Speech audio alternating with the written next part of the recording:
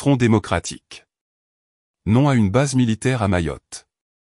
Les visées agressives de la France contre les Comores atteignent aujourd'hui un nouveau sommet avec le projet de construction d'une base navale à Mayotte. La France clame sur tous les toits que les autres ne respectent pas le droit international, mais elle n'hésite pas à le bafouer en Afrique, singulièrement dans l'archipel des Comores.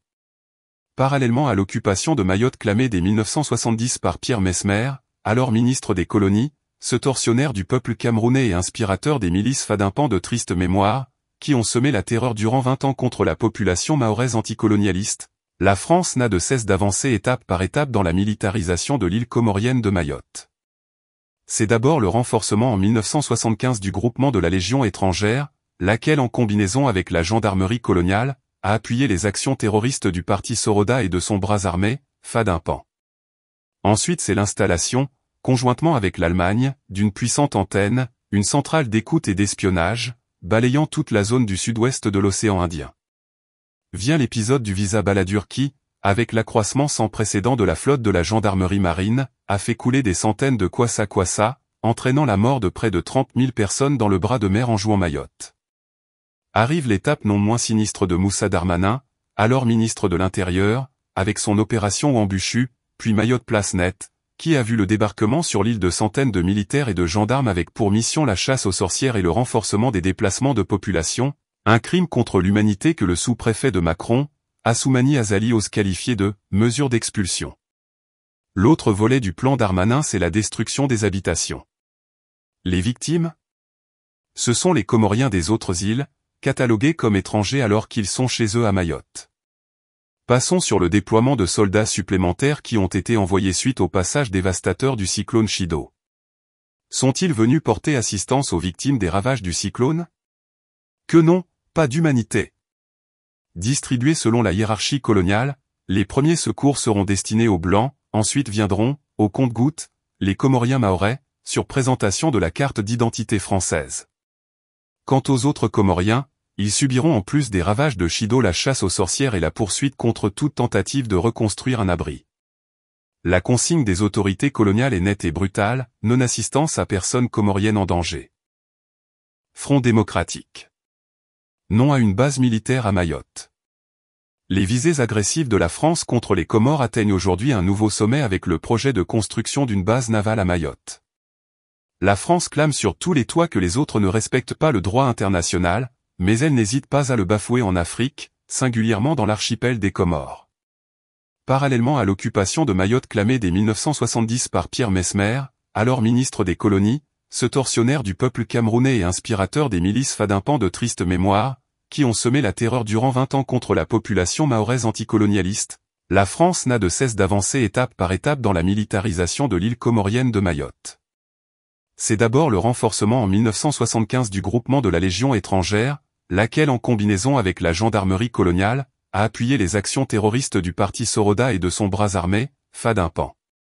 Ensuite c'est l'installation, conjointement avec l'Allemagne, d'une puissante antenne, une centrale d'écoute et d'espionnage, balayant toute la zone du sud-ouest de l'océan Indien. Vient l'épisode du visa baladur qui, avec l'accroissement sans précédent de la flotte de la gendarmerie marine, a fait couler des centaines de kwassa-kwassa, entraînant la mort de près de 30 000 personnes dans le bras de mer en jouant Mayotte. Arrive l'étape non moins sinistre de Moussa Darmanin, alors ministre de l'Intérieur, avec son opération Wambuchu, puis Mayotte Place Net, qui a vu le débarquement sur l'île de centaines de militaires et de gendarmes avec pour mission la chasse aux sorcières et le renforcement des déplacements de population, un crime contre l'humanité que le sous-préfet de Macron, Assoumani Azali, ose qualifier de « mesure d'expulsion ». L'autre volet du plan Darmanin, c'est la destruction des habitations.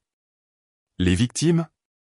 Ce sont les Comoriens des autres îles, catalogués comme étrangers alors qu'ils sont chez eux à Mayotte. Passons sur le déploiement de soldats supplémentaires qui ont été envoyés suite au passage dévastateur du cyclone Chido. Sont-ils venus porter assistance aux victimes des ravages du cyclone ? Que non, pas d'humanité.